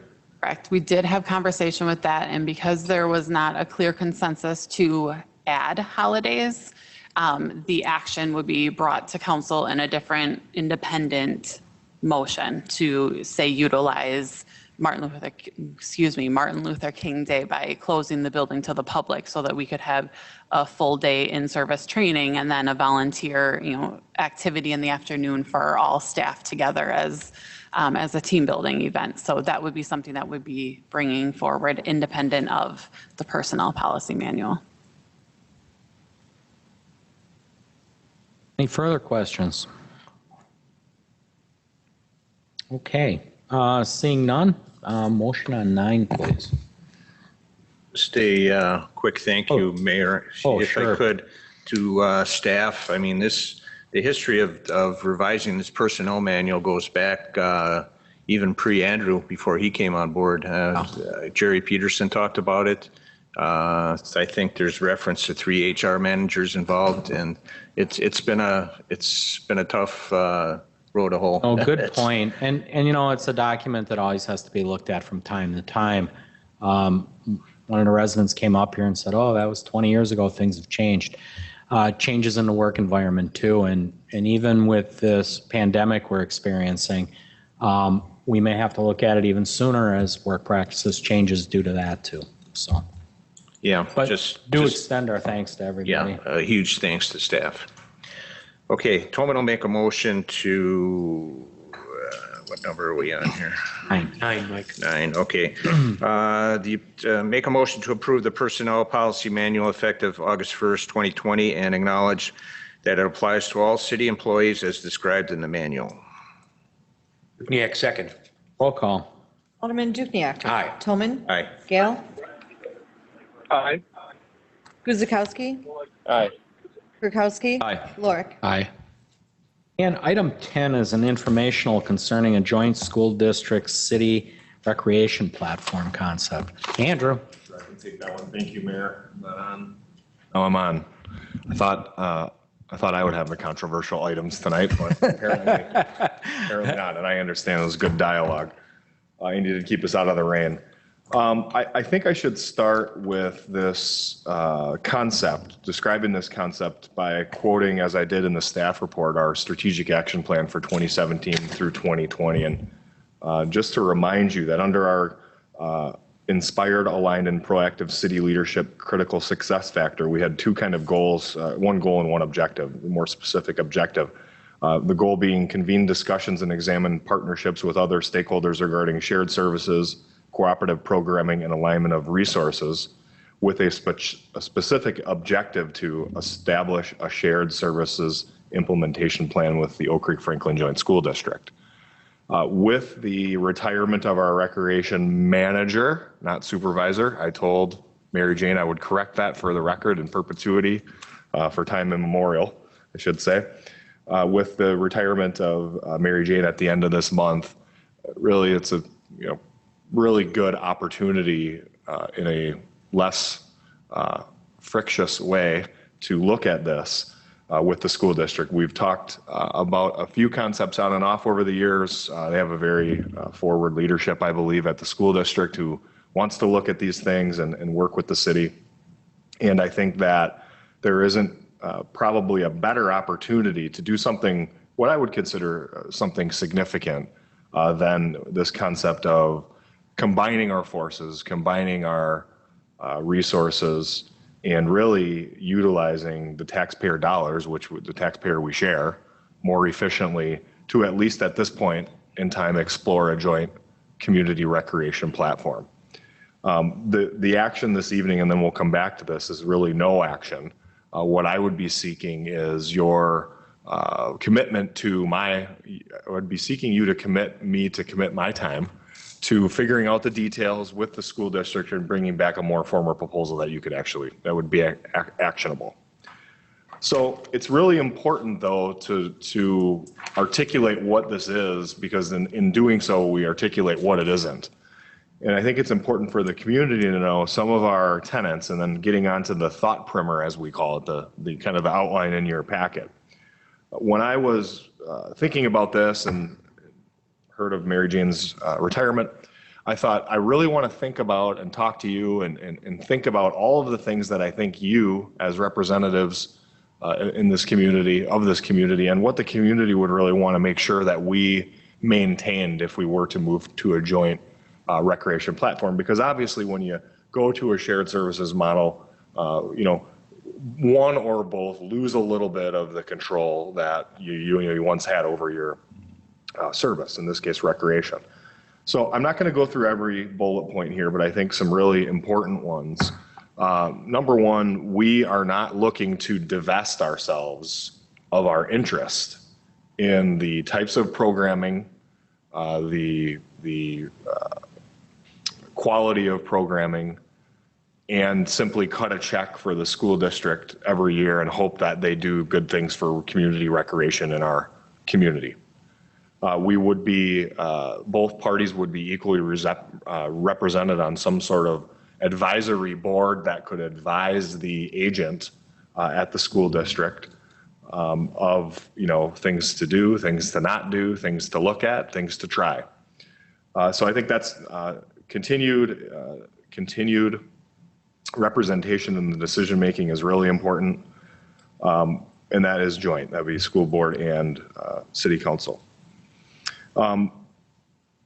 Probably most importantly, what we've had, our model, albeit a little bit competitive and I think a little less efficient than it could be in this community, was we had the city taking on certain school-aged programs for youth of that age, and then some for the preschool, and then some for the adults, and as we call it, 50 and better, even into the older adults in the community. It's really important, and it states so in our strategic plan. We want to really focus in on some additional cultural and social and recreational outlets for seniors, that this be all ages. So where the school district is really focused on their youth programs the last few years, that was because the city was doing the other thing. So now they're really excited about having an opportunity to take that on for the community, but certainly all ages being serviced with cultural, social, emotional, and recreational opportunities is really important. Given what I just said, there also has to be a blend of physical recreation, the things that we're really accustomed to, like the youth sports and the Zumba class for adults and those types of things, with the other social and educational outlets that the school district really does well too. I can choose here because I know we got a little long in the tooth here, but we really do want to retain as many of the existing regular employees of the recreation department here in the city in this new model. Those roles may change. Certain individuals may not be comfortable, wanting to answer to a new agent or whatever the case may be. So that may filter out and not be the case, but we'd really like to find a home for as many of those folks as we can. I think that's important. So with that said, I don't know if I missed any of the bigger ones. Some of the other ones were a little more detailed, but I put together a list. I put together this list, and there was only one additional item on it. And when we first met with the school district, they're like, I think we're hip to about 98% of this. So you were right on. I think we have the same, at least early vision for this thing. The only thing was in a little bit of a dispute was where that would be housed. And of course, we're looking at housing that and the agent being the school district. So the school district administrative offices. But I don't think Joe's going to have any problem over time utilizing a couple of those cubicles in the library recreation area. So again, we're not asking you to endorse this because it's not really actionable this evening. We just wanted to put the concept out there and see if it was worth the staff's time to invest a little more time in sorting it out. I think this is a great opportunity. I think this is the way we need to go. This is not unique to the city of Oak Creek or Andrew's bright idea of the month. This is very common for school districts. Over time, it's become more prevalent, especially in southeastern Wisconsin, that school districts are being preeminent, if not singular in the provision of these types of services. I don't think that this forecloses on certain things we would want to do in terms of recreation-esque programming in the library. I don't think that precludes us from doing some of those things, maybe for older adults or something like that. But I think there's a financial savings to the city will be evident when we bring the details back. But I just think that the residents and the taxpayers of this community are going to be served much better in a cooperative versus what kind of started to turn into be a little bit of a competitive environment when we're really doing a lot of the similar things got redundant for the same people. Got a little redundant. I don't know that each of us need to put on a babysitting class. That's the example I go back to. In preparation for this kind of public discussion, we had a conversation with School Board President Carini, Mayor Dan, a couple of the administrative staff of the school district, myself, management intern Josh Elaine, and Chris Guzikowski as a member of the Parks and Recreation and Forestry Commission. They thought it was a good idea to go forward with this publicly. On June 22nd, the school board did kind of have this similar conversation. They said, pending the outcome of the council's July 7th meeting, we're wanting to hear more and learn more about this potential partnership. So that's what we're asking from you tonight. Questions, Steve? Andrew, and I think Mike and Ken might remember this issue. Your predecessor had developed a plan where the school district was going to manage some recreational programs. This was probably 5-6 years ago or something like that. And some of the things that I got complaints from a couple of residents was and it made sense. The swimming programs, they were managed by the high school because they have the pool, and the recreation department used the pool, and things were always getting. So the school district said, well, we won't delete any programs. We're just going to manage them. And these two residents called me and said, well, they've canceled programs that they used to have when the city managed the pool part of the rec program. So they were a little bit irritated at that. And I think the other comment was of course, the school district was happy with that back then because it was going to be, it was perceived as a money grab by the school district. They were going to be able to manage all this and take all the money. I'm not opposed to this. I just want to let you know that those were feelings that happened when it first happened. And I haven't been in tune to how it's been running since then, but it does seem logical to try and do something. But I just wanted to let you know that there were some hard feelings, these from people that contacted me about giving stuff to the school district. And all I said is there were hard feelings. I'm not making an opinion either way. I just wanted to let you know. There, you guys know better than I. You were here, most of you. There's a history here, and I think, you know, from my perspective, looking at this fresh, really with newer leadership at the school district, I guess we don't really have that. And I think, you know, really the evolution here and the opportunity with Mary Jane retiring is, you know, just to really look at this anew and come up with something better. You are right, Steve. I was here during that. I'm sorry, yes, Dan, you were here. Well, at the time, I mean, I was on Park and Recs at the time, and you know, to comment, I wouldn't per se the school cut out the swim program. The pool failed and didn't cooperate for a few years there, yep. and kind of stopped the programming. We were having issues with programming needs and leasing of space. And that was driving a lot of the discussion because the school district controlled a lot of the buildings we operated in. We were still in the old city hall. They had yet to really establish what became a very good program. And as Andrew said, it kind of evolved into a little bit of a competition. I think more importantly, it confused the residents. And the residents, much like tax time, don't distinguish between the city and the school district, nor do they with the recreation. They just want their child served, whether it's a T-ball or whatever. And it's our job to really put our best foot forward to serve the public. So this seems the opportune time with Mary Jane leaving us to take another look at it. So that's really what Andrew's looking for is that go ahead. If I could add on to that, Dan, because you brought up a good point that I forgot about.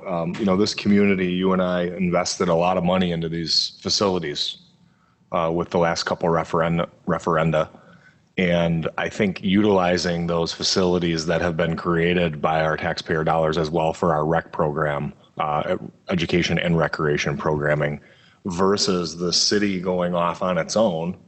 And we had talked in our strategic plan even about some sort of a recreation center. I mean, I don't know how palatable that would be to the community if we had a big bright idea right now to invest in bricks and mortar for our recreation with all the things that the school district just did. And those will be great things over time. I mean, not judging those are great things.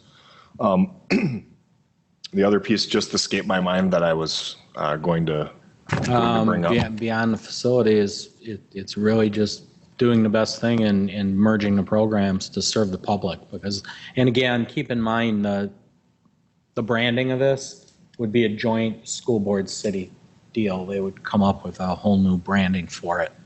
So yes, and Leslie's been working on the logo. We want to make sure that the taxpayers know that each pocket is contributing, right, just a little more efficiently to this platform. So we'll have a certain element of the city and a certain element of the school district kind of fused together. And obviously we'll need to educate the folks on right. On that. In the initial discussion too, when we were there, you know, Andrew brought this up that not only would it be youth programming, but they would also have middle-aged and senior programming as well. And actually even some of the senior programming could possibly be enhanced because they could utilize school computer labs and things like that. It ain't set, but they seemed rather excited that they could serve a larger population than just school-age kids.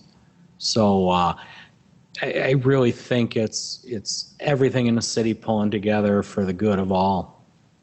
Quite frankly, I think more can be served. Alderman Dukniak, 3rd District. Just 2 quick comments. Number 1, operational efficiency. Yep. Why fight? I mean, when we were at the community center, I was at the community center, we would try to partner with as many organizations as we could. Why duplicate programs? I mean, work together to, again, provide efficient, offerings and programs and just, financial responsibility there. You mentioned there's going to be an impact, Andrew. You work wise and you work more financially efficient. Number 2, the biggest thing is there is another player in our community that offers recreational programs. That's the Salvation Army. And they really should be either just brought in to open the line of communication since the the school district removed their K-4 program at Salvation Army. They have dedicated a major part of their building and some expansions to programs in our community, both adult and exactly what the district and the city are going to do. So, you know, again, why fight against each other with recreation? And I shouldn't say fight, that's not a good word. Compete against each other with recreational offerings. Talk to them. Say, you know, what is it that you guys are doing that we probably would not be, you know, best suited, or the community wouldn't be best suited to do? And your example of the babysitting classes, unless there's a waiting list for every one of those baby, I don't know. But you know, there is another player out there, and not that they're to be a part of this, but you know, just maybe bring them into the discussion a little bit to see what are their plans for the community, and just that again, we're not kind of crossing paths. Comment. Sense. Mike, anything? No, I'm good. Thoughts? Greg? Just a couple quick comments. I think it's a great idea. I don't know if the first bullet point was made the first bullet point, but as a parent of school-aged kids, I can definitely say that the number one benefit to this is to end confusion. When I have a kid that says they want to play basketball and I'm trying to figure out what website, is it the school, is it the city, is it Salvation Army, how do I sign up? It's a great idea that way. The one comment I'll make, if this moves forward and you do pursue this, I do believe that there was some type of cost differences, so I would urge the city to kind of try to maintain the costs at a level that all people can participate. Other than that, I think it's a great idea. Chris, anything?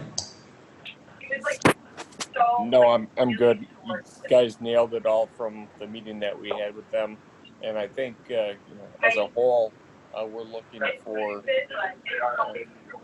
for the community to be able to just go to one place. It's a one-stop shop for everything. Cost was one of the things we talked about as well, Greg. So we know that we want to make sure that we keep things in line with where they should be. That's all. Thank you, Chris. Well said. Ken? Yeah.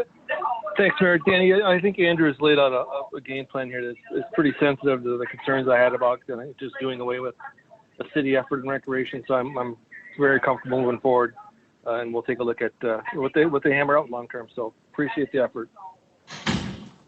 Yeah. So again, it is informational. It really kind of just gives Andrew a go-ahead to continue working on this document. Terms, of course, he's going to continue to get input. So if there's something you think about after this meeting, as always, his door is wide open. Give him a call and run it by him and try to get it in there. So is that it, Andrew? Okay. Moving on, we will go into, where are we? Number 11. Consideration of a motion to authorize the city clerk to enter into an agreement to obtain sub-grant funding for costs incurred by the COVID-19. Catherine, you got this one? Yep. Thank you, Mayor. So quite simply, the federal government supplied states with a CARES grant to assist in COVID-related expenses for different activities and costs. The Wisconsin Election Commission was a recipient of a sub-grant. So each municipality in the city or in the state of Wisconsin was eligible for a $200 amount, and then also $1.10 per registered voter at the time of the sub-grant issuance. So our total that we're eligible to receive is just a little over $20,000. These funds are granted to be used between January 20th of this year through November 30th. So the thought is, going back to that April election, when there was a lot of unexpected expenses incurred due to COVID. Specifically, we had to very quickly procure like 5,000 envelopes or 10,000 envelopes in and out. So there was a lot of costs that came up. This is to reimburse us for those costs, and then also to facilitate those same types of needs through the August and November election.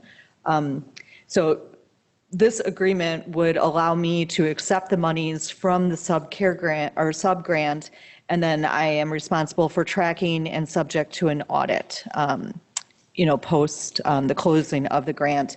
I can confidently tell you that I am sure that I will use every penny of that $20,000 through this year. We've already spent probably close to half of that, in April, and coming up on the presidential and having unknowns when it comes to August and November, how COVID is truly going to impact us, and knowing that state and federal are pushing for mailed absentee ballots for folks to stay home and vote from their homes. Just the costs associated with mailing those ballots for our municipality is extraordinary. Typically for an April or August election, we would mail 800 to 900 ballots. We mailed 8,600 in April, and we are well over 5,000 already for August, which is unheard of. And I anticipate with 20,000 registered voters for November being well over 50%. What that number is going to be, I'm not quite sure, but there's a lot of administrative time, supplies for those, and then postage alone. This ballot for August costs the city $1.65 per voter. We are required to postage the return envelope back to the city. So we pay for postage out and postage back. And then any ballots that seem to have an issue, missing signatures or requirements, we have to mail back again and back. But the $1.65 is just the base cost to mail a ballot. So you can understand that it probably won't take a lot of line items for me to get up to that 20 grand. So I'm hoping that you see the value here as well, and that I will go ahead and be able to submit for our reimbursement for that amount through the Election Commission. Questions for Catherine? Comment. Get the money, Catherine. Money. That's what I say. Thank you, Alderman Dukenyak. Mike, anything? Greg? Ann? Chris, anything? Nope, nothing. I'm good, Dan, sorry. Okay. No, I agree. Go after the grant money. Again, elections are a completely different ballgame these days. I know we thank Catherine for the spring election. She has an August one coming up, as well as a big one in November. Staff really works their butt off around elections here. But again, they always come off right the way they should, efficient and spot on. So it takes a lot of work. So if you are voting from home, please read what you're supposed to do so we minimize the work and cost. Sign it, get it in here properly, and then you're all done. So with that, motion.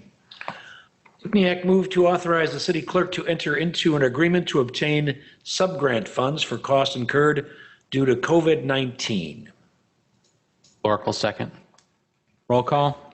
Alderman Toman. Aye. Gale. Aye. Guzekowski. Aye. Burkowski. Aye. Lorick. Aye. Dukenyak. Aye.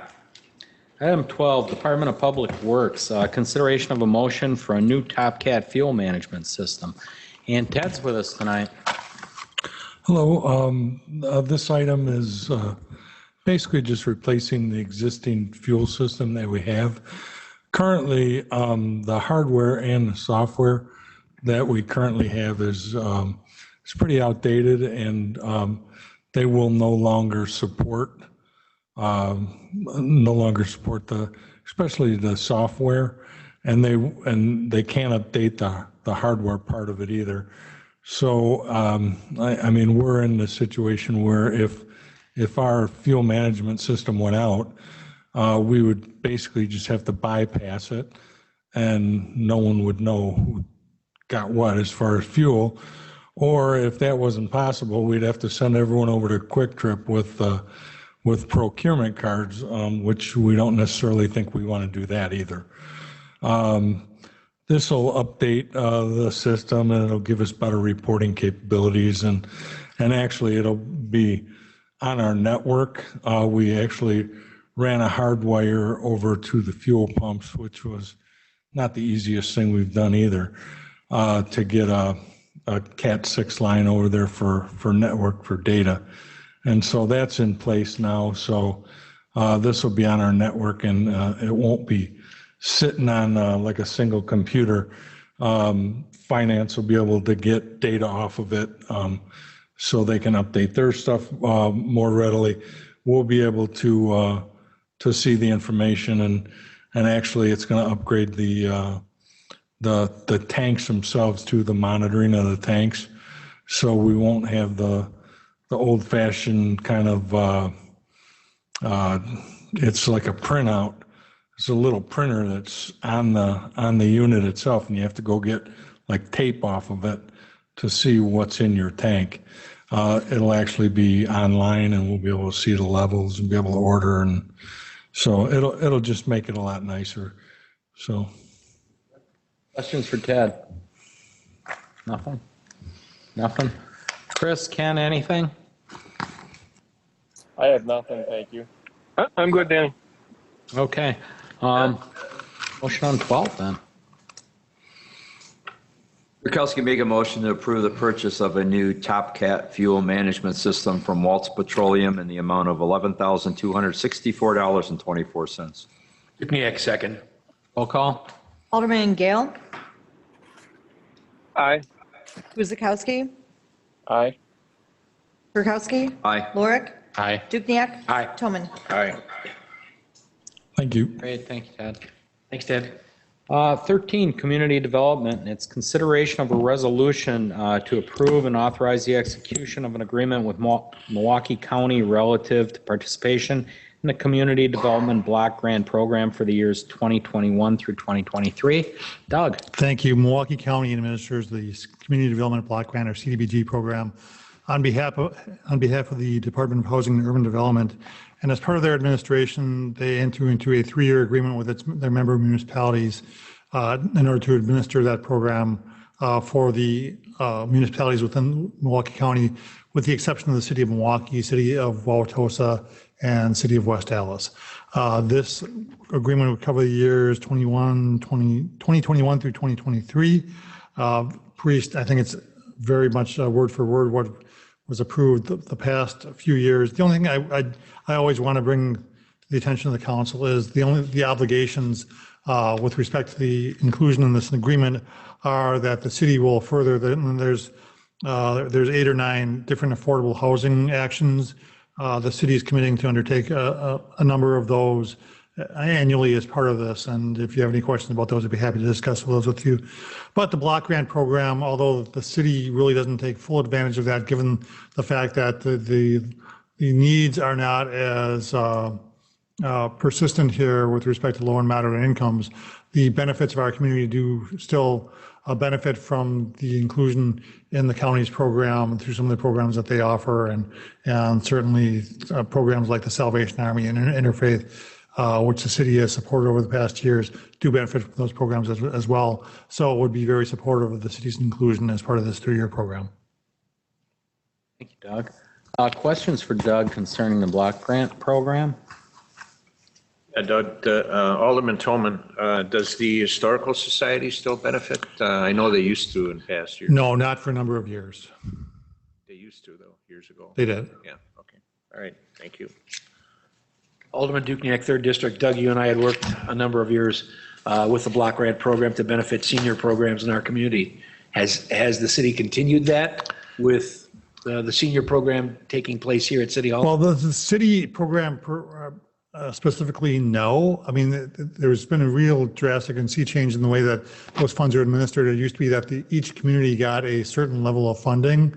That has since been replaced with a more competitive model countywide.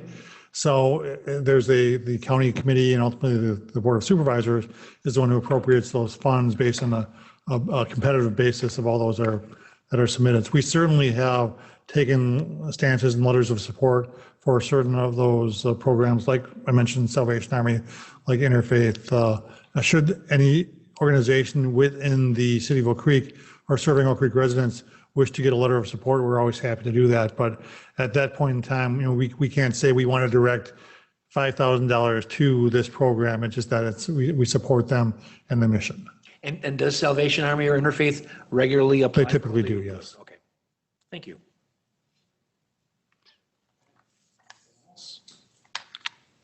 Seeing none, motion.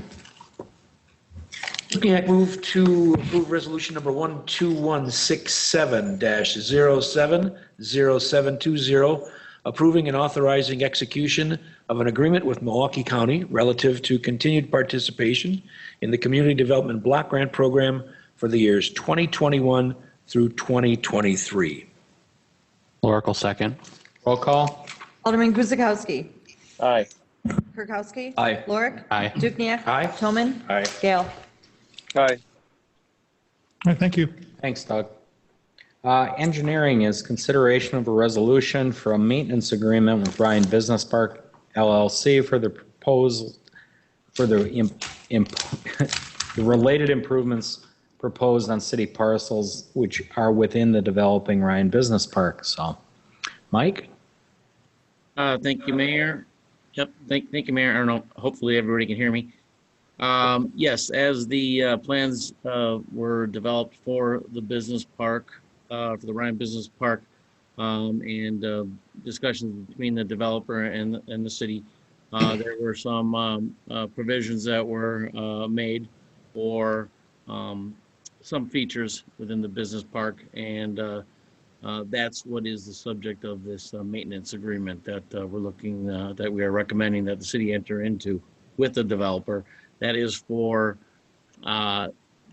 two features for the business park. One is what is referred to as historical monument pocket park, and the other is for an easement for the business park signage that would be on a parcel that will be conveyed to the city. And I'm going to try to share my screen here, so maybe we can become a little enlightened on the areas that we're talking about. And hopefully you can see that on the screen. But what you're seeing with the graphic is at the top part of the page, the north, which is to the north, that is Ryan Road, Highway 100. And then the outline of the parcels in question here, which really are three parcels. Down at the lower left-hand part of the graphic is Lot 8. That is a half-acre parcel, which will be where that monument pocket park will be. The middle piece, which is the long and narrow, which will be the Bartel Court public road right-of-way.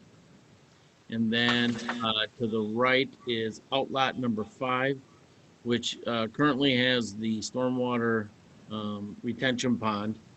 That takes both the public water from the soon-to-be public Bartel Court, and then also some of the privately developed portions of the property. But at any rate, on that outlot 5, you'll see up at the north end, right by Highway 100, labeled a sign easement, and that's where that business park signage would be installed. So, anyways, all of this needed to be kind of memorialized in an agreement that will be put in place for perpetuity as far as responsibilities for design, installation, and then of course ongoing maintenance. But basically, I kind of summarized the agreement in the council report, being that the developer would design and construct the pocket park as well as the signage. Developer would be responsible for ongoing maintenance of those features. City's contribution would be responsible for lighting and then ongoing power costs for the lighting of the signage and the any landscape lighting that would be part of that pocket park. So I believe that Mike Faber, the developer, is on the line. If there were questions between he and I, we will try to answer them. Questions, Steve? Mike, Alderman Kirkowski, what, excuse me, what is this historical monument? What is it? Yeah, I'll attempt to answer that, and then Mike Faber, if you want to jump in. But basically, my understanding is that it's going to be a monument that's going to have it's going to tell a bit of the story of the property, and then also the design of it is going to incorporate some of the stone that was in place until recently, which was comprised some of the abutment for the former railroad bridge over the creek. And it's going to have, I also understand it's going to have some rails, railroad rails, incorporated into the design, and just be a real nice feature, and again, just to tell the story of the property. Thank you, Mike. This is Mike Faber with Capstone Quadrangle. We're the developer of Ryan Business Park. To add to what Mike described, the historical monument has been a feature from when we first started 15 years ago, trying to assemble all the 7 different parcels of land to create Ryan Business Park, and memorialize some of the history in the vicinity so it didn't get lost to the ages. Essentially, the monument sign, which will have to go through the city approval process for signage, as I've discussed with Community Development Director Doug Seymour, will tell 3 stories. One story is the story of how Ryan Road was named, who it was named for. Number 2, the history of the landowners in the vicinity. And number 3, the origins of the railroad track, where the current Bartell Court Bridge crosses the south branch of the Oak Creek, which we just built last year, is the exact same spot where from 1872 to 1906, the original rail line ran through and crossed the creek, and in 1906 was relocated to its current location about 950 feet further to the east. And so my original vision for this business park was to be able to capture and tell these stories, which I think is pretty interesting local history, and do it in a fashion that respects the traditions that the State Historical Society has used for historical record signage in the rest stops along I-94 throughout the state. And our landscape architect came up with these ideas of mounting the sign on a couple of these very large quarried blocks of limestone that formed, as Mike said, the bridge abutments to the original railroad bridge, which we painstakingly pulled out and salvaged to repurpose them to help tell this historical story. And nobody wants to require us to do this. It's just a really cool thing for the local community. We'll go through the normal city sign process for the sign itself, but it's essentially just a little half-acre pastoral area with landscaping, a little pathway through it, and some lighting, probably mostly for security purposes, but to be able to use the same format that the state has used to tell a local story. Thank you. Any other questions? Ken, Chris, anything? None from me. Dan, I just concur. Nice effort by Mike to incorporate something meaningful to the community, and kind of a relatively industrial setting there. So we appreciate his ongoing efforts and his commitment to making it count. So appreciate it. Yeah. All right. Seeing no further questions or comments, motion, please.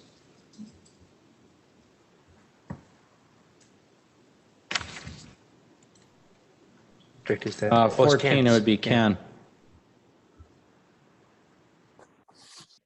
Ken, you up for the motion? Take that? Yep. Sorry. Yeah, guys. Gail will move to approve resolution 12169-070720, approving a maintenance agreement with Ryan Business Park LLC related to the improvements proposed on city parcels within the now developing Ryan Business Park. Kirkowski will second. Roll call. Alderman Kirkowski. Aye. Lorik. Aye. Dukenyak. Aye. Toman. Aye. Gale. Aye. Guzekowski. Aye. Thank you, Mike. Thank you, Mike, both of you. 15, License Committee. We will turn that over to Alderman Kirkowski at this time. Thank you, Mayor. Excuse me. I trust everybody has had an opportunity to review the Common Council report. Does anybody have any questions, cares, or concerns? All right. Hearing none, Kirkowski will make a motion to grant the various license requests as listed on the July 7, 2020 License Committee report. Dukenyak, second. Roll call. Alderman Lorik. Aye. Dukenyak. Aye. Toman. Aye. Gale. Aye. Guzekowski. Aye. Kirkowski. Aye. And item 16 is our vendor summary report for month of June ending the 30th. Any questions?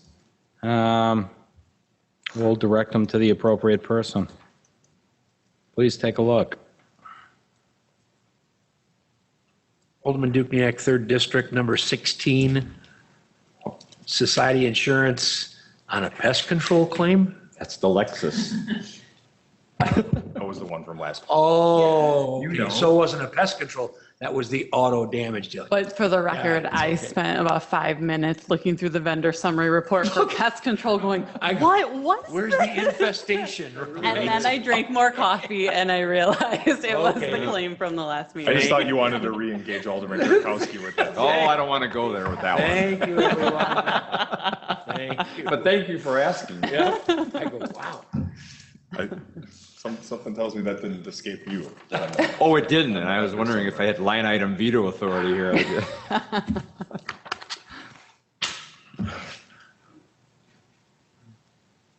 And when you're ready, motion. Dukenyak move to approve the June 30th, 2020 vendor summary report in the total amount of $1,744,936.27. Oracle second. Roll call. Alderman Dukenyak. Aye. Toman. Aye. Gale. Aye. Guzekowski. Aye. Kirkowski. Aye. Lorik. Aye. And item 17 is consideration of a motion to convene into closed session pursuant to Wisconsin State statutes to discuss the following. A, Section 19.85, Sub 1, Sub E, to discuss the terms of an amended development agreement, including a TIF incentive grant with Stella and Chewy's for an expansion of their plant located at 111 West Oakview Parkway. President Gale? Thank you, Mayor. Gail moves to convene into closed session pursuant to Wisconsin State statutes to discuss the following. A, Section 19.85, Sub 1, Sub E, discuss terms of an amended development agreement, including a TIF incentive grant with Stella and Chewy's for an expansion of their plant located at 111 West Oakview Parkway. Roll call. Is there a second? Oracle second. Guzekowski will second. Roll call. Alderman Toman. Aye. Gale. Aye. Guzekowski. Aye. Kirkowski. Aye. Lorik. Aye. Dukenyak. Aye. Now convene into closed session and resume at its conclusion. Thank you.